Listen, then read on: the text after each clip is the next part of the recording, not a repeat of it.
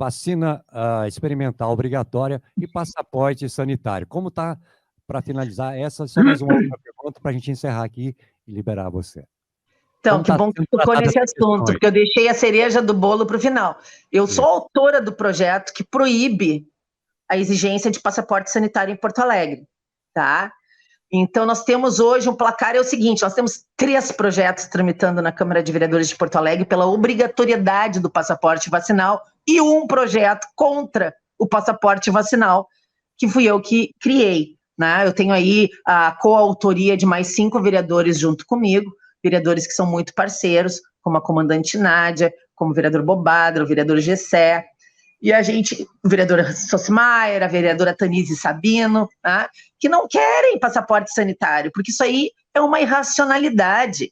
Tu não pode cobrar um passaporte que dá uma falsa segurança, sendo que quem está vacinado se contamina e transmite vírus. Se eu já tive Covid e tenho imunidade natural do meu organismo contra o Covid, eu estou mais imunizada do que quem tomou 2 doses de vacina. E eu desafio numa competição de testes sorológicos de imunidade, né? Só que ninguém abre essa possibilidade, como também ninguém olha para a parcela da população, né, que não pode se vacinar, porque tem doença autoimune ou outro problema de saúde, ou seja, essas pessoas vão ser segregadas do convívio social, essas pessoas vão ser impedidas de frequentar um parque com seus filhos, um cinema.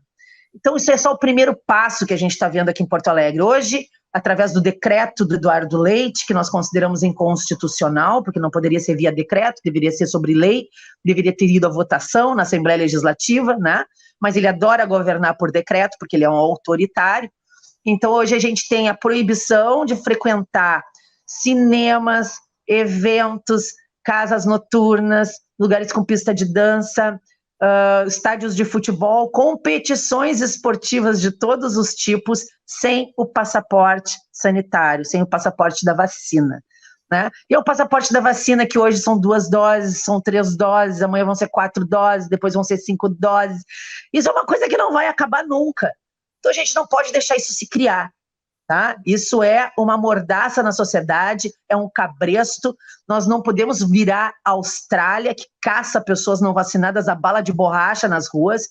A gente não pode deixar pessoas morrerem na calçada porque não podem entrar no hospital, porque não tem passaporte vacinal, como a gente viu acontecer no Rio de Janeiro e em São Paulo. Né? A gente não pode, daqui a pouco, condicionar a matrícula de uma criança à escola ao fato dela estar vacinada.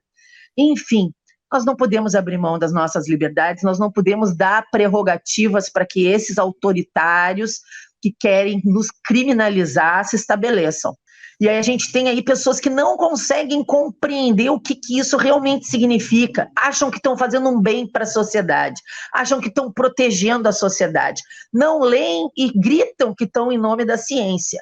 O debate virou algo completamente irracional. Essa é a realidade que nós temos aqui hoje. E um governador que não trata de ciência, que se consulta, né, tem como conselheiro sobre saúde um professor de educação física, lá de Pelotas, amigo dele, né, que foi o grande inspirador dele na pintar mapinhas coloridos, Faber-Castell, aqui em Porto Alegre, no Rio Grande do Sul.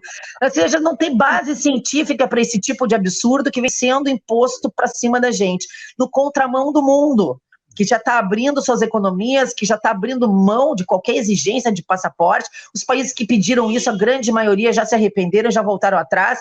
Então, assim, esse decreto é um retrocesso e nós não vamos deixar isso se criar aqui. Nós teremos uma grande audiência pública dia 20, semana que vem, quarta-feira, às 10 horas da manhã, na frente da Assembleia Legislativa, manifestação fora da Assembleia, manifestação dentro da Assembleia, contra o passaporte vacinal.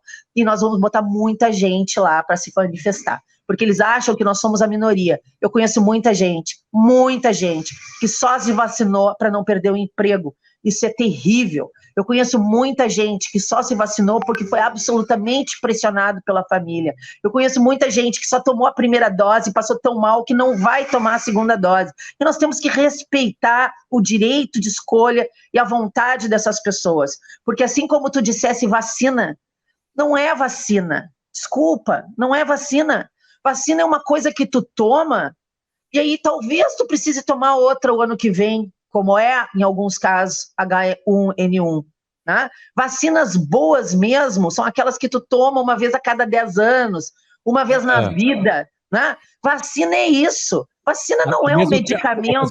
Vou fazer para você a mesma pergunta que eu fiz para a doutora Solange ontem, uma grande especialista renomada que participou com a gente aqui ontem, do jornal.